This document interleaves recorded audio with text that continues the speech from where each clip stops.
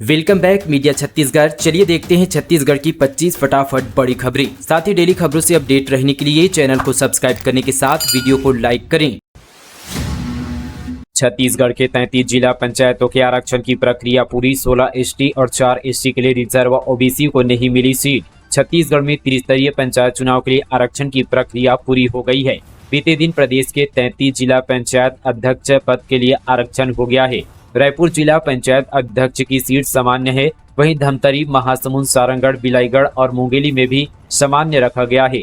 33 में से 16 seat ST वर्ग के लिए, 4 सीट एसटी वर्ग के लिए और 13 सीट सामान्य वर्ग के लिए आरक्षित किया गया है। इनमें कुल 17 सीट सभी वर्ग की महिलाओं के लिए आरक्षित है। वहीं ओबीसी के लिए पद आरक्षित नहीं होने पर पूर्व सीएम भूपेश बघेल ने सरकार पर सवाल उठाए हैं। उन्होंने लिस्ट रद्द कर संशोधित सूची जारी करने की मांग की है।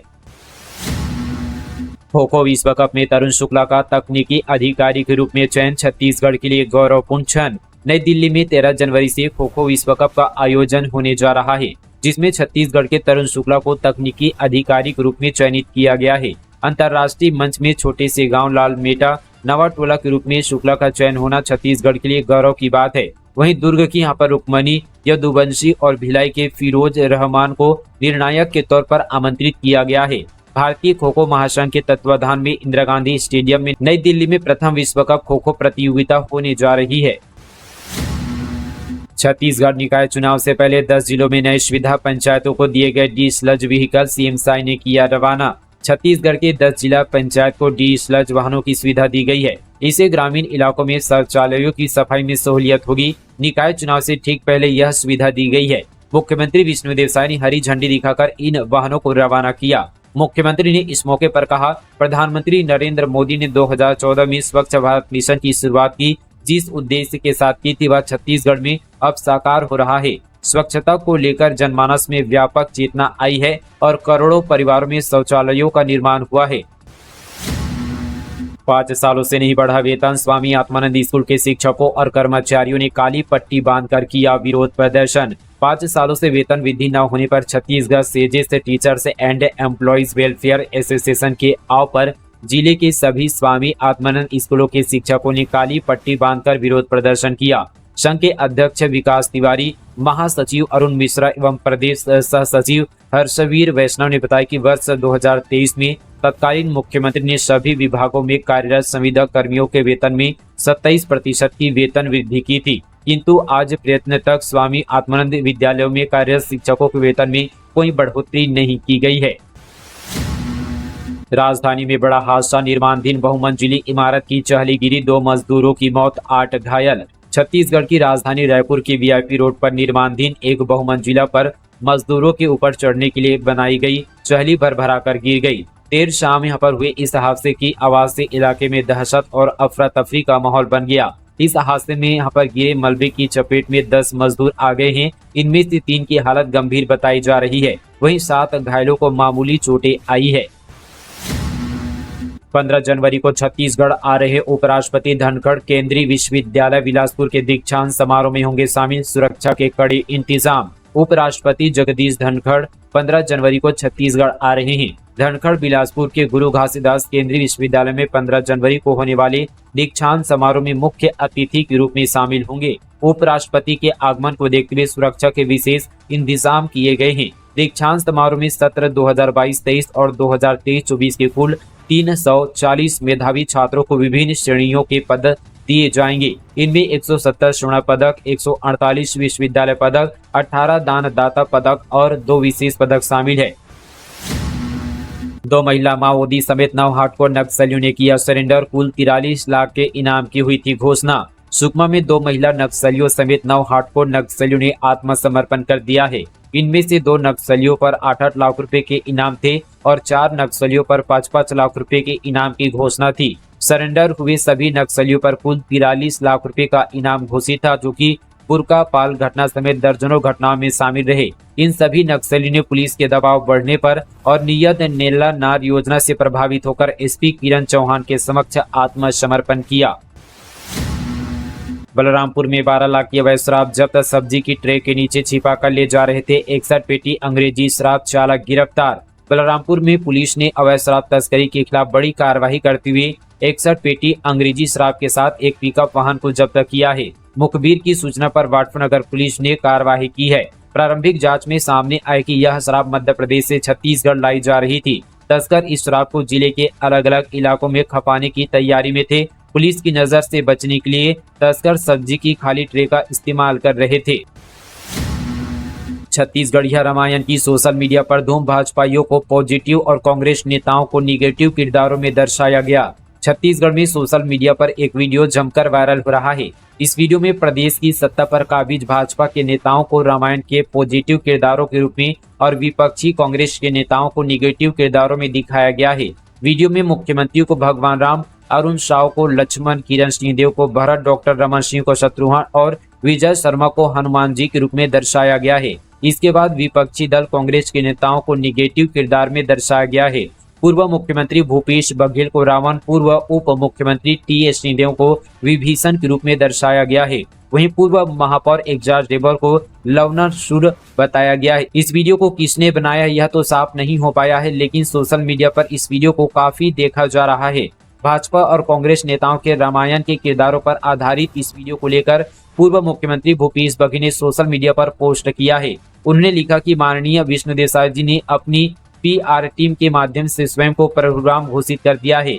इतना ही नहीं, प्रदेश के वरिष्ठ नेताओं और महिला नेताओं को राक्षस प्रदर्शित किया गया है। मुख्यमंत्री जी, आप कुछ भी हो सकते हैं, आप भगवान नहीं हो सकते। हमारे भाचा राम से अपनी तुलना करके आप छत्तीसगढ़ के लोगों की भावनाएं आहत कर रहे हैं। मुंगेली स्टील प्लांट हादसा, 300 मिले परिजन का हंगामा, पोस्टमार्टम के बाद शव लेने से इनकार, सरकारी नौकरी 50 लाख मुआवजे की मांग। मुंगेली में हुई स्टील प्लांट हादसे में 4 लोगों की मौत हुई है।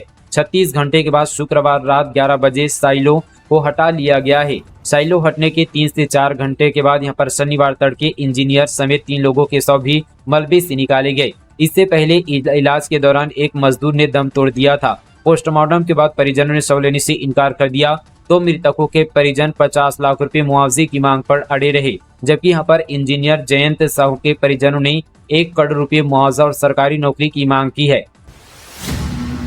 चुनाव लड़ना है तो जमा करो 5 महीने का वेतन, कांग्रेस पार्षदों को प्रदेश कांग्रेस कमेटी का फरमान। छत्तीसगढ़ कांग्रेस कमेटी ने अपने पार्षदों के लिए एक फरमान जारी किया है। फरमान के मुताबिक कांग्रेस पार्षदों को PCC में 5 माह का वेतन जमा करना होगा। PCC ने सभी कांग्रेस पार्षदों को राशि जमा कराने के लिए पत्र जारी किया है। मिली जानकारी के मुताबिक कांग्रेस पार्षदों को अगले चुनाव में टिकट के लिए दावेदारी करने से पहले 5 महीने की तनख्वाह जमा करनी होगी। यह मनमोहन सिंह कमेटी की रिपोर्ट के अनुसार तय हुआ था। राशि जमा करने के बाद ही फिर चुनाव लड़ सकेंगे कांग्रेस के पार्षद। छत्तीसगढ़ में NSUI का सदस्यता अभियान, स्कूल, कॉलेज और यूनिवर्सिटी में 1 लाख से ज्यादा मेंबर बनाने का टारगेट, संभाग प्रभारी किए नियुक्त। कांग्रेस की स्टूडेंट विंग NSUI छत्तीसगढ़ में सदस्यता अभियान चलाने जा रही है। बीते दिन कांग्रेस के प्रभारी महामंत्री मलकी सिंह गैदू, NSUI प्रदेश अध्यक्ष नीरज पांडे की मौजूदगी में छात्र संगठन के पदाधिकारियों ने सदस्यता अभियान का पोस्टर लॉन्च किया। इस अभियान के तहत प्रदेश भर में 1 लाख से ज्यादा स्टूडेंट्स को जोड़ने का टारगेट रखा गया है। प्रदेश अध्यक्ष नीरज पांडे ने बताया कि इस अभियान के तहत NSUI हर संगठनात्मक जिलों में स्कूल, कॉलेज और यूनिवर्सिटी में छात्रों को जोड़ेगी। संगठन के कार्यकर्ता सभी स्कूलों, सरकारी और प्राइवेट कॉलेज, यूनिवर्सिटी कैंप्स में जाकर छात्रों को जोड़ेंगे। यहाँ छात्रों से चर्चा कर उनकी समस्याओं को प्रशासन तक पहुँचाने का काम करेंगे। पांडे ने कहा कि ये अभियान छात्रों को NSUI के साथ जोड़ने और कांग्रेस की नीतियों और विचारधारा को छात्रों और युवाओं के बीच ले जाने का एक महत्वपूर्ण प्रयास है। रायपुर में 1 साल से बिक रहा था गौमांस, डायरी में तारीख के साथ मिला हिसाब किताब। गृह मंत्री बोले, ऐसे लोगों को उल्टा लटकाकर सीधा करेंगे। छत्तीसगढ़ में गायों के अवैध परिवहन और मांस बेचने पर बैन लगा हुआ है। इसके बावजूद रायपुर के मोमिन पारब में पिछले 1 साल से गायों को मारकर मांस बेचा जा रहा था। जब हिंदू संगठन ने हंगामा किया तब इसका खुलासा हुआ। अब आजाद चौक पुलिस ने 2 महिला समेत 8 लोगों को गिरफ्तार किया है। बस्तर में दिवाली त्योहार की रौनक, गाय बैलों को खिचड़ी खिलाने की परंपरा। छत्तीसगढ़ का आदिवासी बाहुल्य क्षेत्र बस्तर अपनी कला, संस्कृति, वेशभूषा, लोकगीत, लोक नृत्य के साथ ही अनोखी परंपराओं और तीज त्योहार के लिए देश भर में मशहूर है। बस्तर के रीति रिवाज आदिवासियों को अनोखी पहचान देती है। इन दिनों बस्तर में दिवाली त्योहार की धूम मची हुई है। दिवाली त्योहार बस्तर के आदिवासियों के लिए साल भर का सबसे बड़ा और महत्वपूर्ण त्योहार होता है। जिसके लिए साल भर का इंतजार बस्तर के निवासी करते हैं। बस्तर वासियों ने बताया कि यह दियारी त्योहार घर के गाय बैलों और भैंस के लिए होता है, क्योंकि ये घर के मवेशी साल भर खेतों में मेहनत करते हैं। खेत जोतने से लेकर फसल लगाने और मिंजाई में महत्वपूर्ण भूमिका इनकी रहती है। इसलिए जब खेतों की फसल पक जाती है तो स्थानीय देवी देवताओं की पूजा अर्चना के बाद दियारी त्योहार मनाया जाता है, जिसमें पहले सम्मान स्वरूप मवेशियों को माला बांधते हैं, जिसे यहाँ पर गेटा कहा जाता है। सीजीपीएससी घोटाला, टामन सोनवानी का बेटा गिरफ्तार, पूर्व एग्जाम कंट्रोलर ललित भी सीबीआई की गिरफ्त में, दोनों को रायपुर कोर्ट में किया गया पेश। सीजीपीएससी घोटाला केस में सीबीआई ने पूर्व चेयरमैन टामन सिंह सोनवानी के बेटे नीतीश सोनवानी, पूर्व deputy exam controller Lalit Ganvir को गिरफ्तार किया गया है। बीते दिन नीतीश सोनवानी और पूर्व deputy exam controller Lalit Ganvir को सीबीआई ने रायपुर कोर्ट में पेश किया। फिलहाल मामले में सुनवाई जारी है। सीबीआई ने दोनों की कस्टोडियल रिमांड की मांग की है। सीजीपीएससी भर्ती विवाद में पूर्व चेयरमैन टामन सिंह सोनवानी और बजरंग पावर के डायरेक्टर रहे श्रवण कुमार गोयल पहले ही न्यायिक रिमांड पर जेल में बंद है। बकायेदारों पर सख्ती की तैयारी, बिजली का बिल भुगतान नहीं करने पर लगेगा 10,000 का जुर्माना। Chhattisgarh state power distribution company अब बिजली बिल बकायेदारों पर सख्ती से कार्रवाई करने की तैयारी में है। इसके लिए बिजली बिल बकाया वसूलने का विशेष अभियान चलाया जाएगा। कंपनी कार्रवाई से पहले उपभोक्ताओं को उनके मोबाइल नंबर पर बकाया बिल जमा करने का मैसेज भेज रही है। इसके बाद भी उपभोक्ता बकाया बिल जमा नहीं करने पर ऐसी स्थिति में कड़ी करेगी। बिजली बिल न जमा करने पर उपभोक्ताओं पर 10,000 रुपये तक का जुर्माना लगाया जाएगा। वहीं रायपुर क्षेत्र के मुख्य अभियंता एम जामुल ने अधिकारियों को निर्देश दिए कि बकाया राशि का भुगतान नहीं करने वाले उपभोक्ताओं की बिजली काटी जाएगी। बिजली बिल भुगतान नहीं करने पर तत्काल कार्रवाई की जाएगी। बिजली बिल न जमा करने पर उपभोक्ताओं पर 10,000 रुपये तक का जुर्माना लगाया जाएगा। प्रदेश के 2 स्वास्थ्य केंद्रों को मिला राष्ट्रीय गुणवत्ता प्रमाण पत्र, सीएम और स्वास्थ्य मंत्री ने दी बधाई। बलरामपुर जिले के प्राथमिक स्वास्थ्य केंद्र दीपाडीह कला व आयुष्मान आरोग्य मंदिर केवली को केंद्रीय स्वास्थ्य एवं परिवार कल्याण मंत्रालय ने उत्कृष्ट स्वास्थ्य सेवा और मरीजों को बेहतर इलाज उपलब्ध कराने के लिए राष्ट्रीय गुणवत्ता और आश्वासन मानक प्रमाण पत्र प्रदान किया है। मुख्यमंत्री विष्णुदेव साय एवं स्वास्थ्य मंत्री श्याम बिहारी जायसवाल ने उत्कृष्टता प्रमाण पत्र हासिल करने वाले दोनों अस्पतालों के डॉक्टरों और अन्य मेडिकल स्टाफ को बधाई दी है। सूरजपुर ट्रिपल मर्डर, 23 आरोपी गिरफ्तार, जमीन विवाद में पत्रकार के परिवार की 3 लोगों की हत्या, सभी आरोपी मृतकों के रिश्तेदार। सूरजपुर जिले में जमीन विवाद में पत्रकार के परिवार के 3 लोगों की हत्या कर दी गई है। हत्या के आरोप में पुलिस ने 23 आरोपियों को गिरफ्तार किया है। सभी आरोपी मृतकों के करीबी बताए जा रहे हैं। नक्सलियों का मंसूबा नाकाम, सुरक्षा बलों ने बरामद की 4 आईडी, बीडीएस की टीम ने की निष्क्रिय। नारायणपुर जिले के कच्चापाल तोके मार्ग पर सुरक्षा बलों ने 4 नग आईडी बरामद किया है। सर्चिंग पर निकली जवानों की संयुक्त टीम ने नक्सलियों के मंसूबों पर पानी फेरते हुए इन्हें बरामद किया है। 120 करोड़ का केसकाल बाईपास प्रोजेक्ट 8 साल से अटका, विधायक ने 8 किलोमीटर पैदल चलकर किया निरीक्षण, बोले जल्द शुरू होगा निर्माण। कोंडागांव जिले के केसकाल में 120 करोड़ रुपए की लागत से बनने वाला बाईपास मार्ग पिछले 8 वर्षों से अधूरा पड़ा है। इस समस्या के समाधान के लिए केसकाल विधायक नीलकंठ टेकाम ने बीते दिन स्थानीय जनप्रतिनिधियों और अधिकारियों के साथ पूरे मार्ग का पैदल निरीक्षण किया। विधायक ने लगभग 8 किलोमीटर की दूरी तय करते हुए बाईपास मार्ग की भौगोलिक स्थिति का जायजा लिया। उन्होंने एनएच विभाग के अधिकारियों को जल्द से जल्द डीपीआर तैयार करने के निर्देश दिए हैं। एनएच 30 में बढ़ते यातायात को देखते हुए बाईपास मार्ग का निर्माण अत्यंत आवश्यक बताया गया। कवर्धा में शराब दुकान हटाने के लिए स्टूडेंट्स ने खोला मोर्चा, तहसीलदार ने दिया ये आश्वासन। कबीरधाम जिले के पुंडी गांव में शराब दुकान हटाने की मांग को लेकर बीते दिन बड़ी संख्या में स्टूडेंट्स और एबीवीपी कार्यकर्ताओं ने जमकर हंगामा किया। सैकड़ों की संख्या में शराब दुकान के सामने स्टूडेंट सड़क पर धरने पर बैठ गए। कवर्धा में स्टूडेंट और एबीवीपी के कार्यकर्ताओं ने प्रशासन के खिलाफ जमकर नारेबाजी की। पुलिस और जिला प्रशासन की टीम ने छात्रों को समझाया और 1 महीने में शराब दुकान को दूसरी जगह शिफ्ट करने का आश्वासन दिया। इसके बाद छात्र वापस लौट गए। छात्रों का आरोप है कि शराब दुकान गांव के मुख्य मार्ग पर है। इसके 100 मीटर के फासले में 2 स्कूल भी संचालित है। स्कूली छात्र हर दिन शराब दुकान पार कर स्कूल आना जाना करते हैं। शराब दुकान के आसपास असामाजिक तत्वों का डेरा दिन भर लगा रहता है। पास से गुजरने वाले छात्रों के साथ दुर्व्यवहार किया जाता है। इसके अलावा यहाँ से गुजरने वाली महिलाएं भी इससे परेशान रहती है। प्रशासन शराब दुकान को यहाँ से हटाकर अन्य जगह पर ले जाए। गौरेला पेंड्रा मारवाही में पहली बार आईपीएल जैसा क्रिकेट टूर्नामेंट जीपीए में डीपीएल की शुरुआत 8 टीमें लेंगे हिस्सा, विजेता को 31,000 का इनाम। छत्तीसगढ़ के गौरेला पेंड्रा मारवाही जिले में आईपीएल की तर्ज पर पहली बार department premier league cricket tournament की शुरुआत हुई है। पुलिस अधीक्षक भावना गुप्ता ने मां सरस्वती के चित्र पर दीप प्रज्वलित कर टूर्नामेंट का उद्घाटन किया।